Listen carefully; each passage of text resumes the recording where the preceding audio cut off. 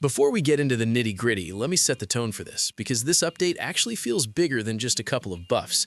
Zenless Zone Zero is at that point in its lifespan where the gap between launch characters and modern units is impossible to ignore, and for a while it felt like the older agents were quietly being left behind.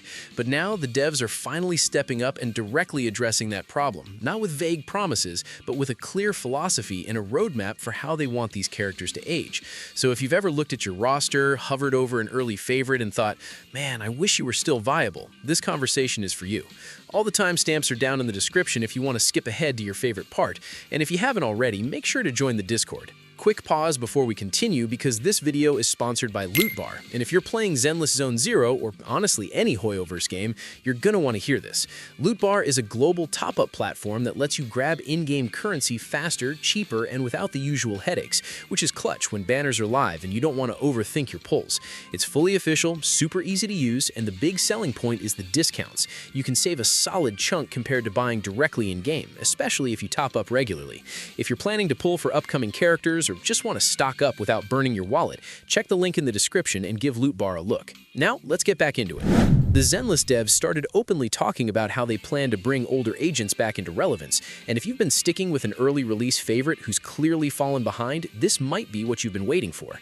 In a recent behind-the-scenes breakdown, the devs explained that many launch characters were built under much stricter technical limits before combat systems, animations, and design standards had fully matured.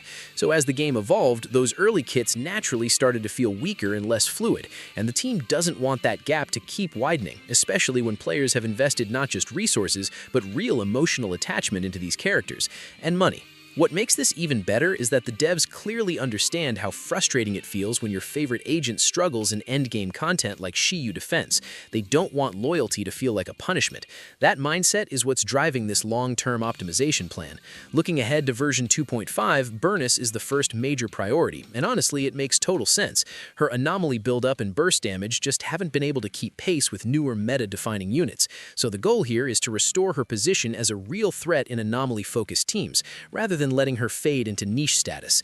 And at the same time, the devs are also addressing a massive pain point for newer players by touching standard S ranks like Grace and Soldier 11. Grace is getting a brand new Bloom mechanic that lets her consume overclock for massive anomaly damage, which already sounds wild. But on top of that, they're expanding her team building flexibility, making her far less restrictive and way more comfortable to slot into different comps. Soldier 11, though, might be getting the most dramatic change. She's being reshaped to fully embrace her identity as a hard-hitting frontline fighter with smoother, more aggressive combat flow. They're adding a charged parry, an automatic dodge during her assault, and even a new 5th basic attack that dumps all her fire suppression in one explosive burst. The idea is to make her feel faster, more fluid, and way more lethal. All of these changes fall under the new Potential Vision system, which spans 6 levels. The first level is where the real defining changes happen, while levels 2 through 6 focus on raw stat growth, letting you genuinely feel your character scale as you invest more into them. And thankfully, this isn't locked behind some exhausting new grind. You earn everything through your regular weekly and daily missions, which makes the whole thing feel much more player-friendly.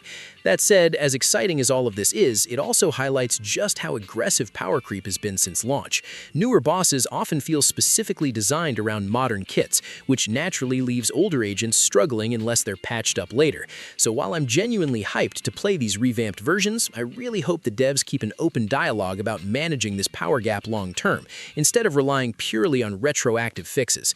Still, no matter how you slice it, this is a great moment to be a Zenless Zone Zero player. If you've been holding on to older agents, waiting for them to finally get their time to shine again, it looks like that patience is about to pay off.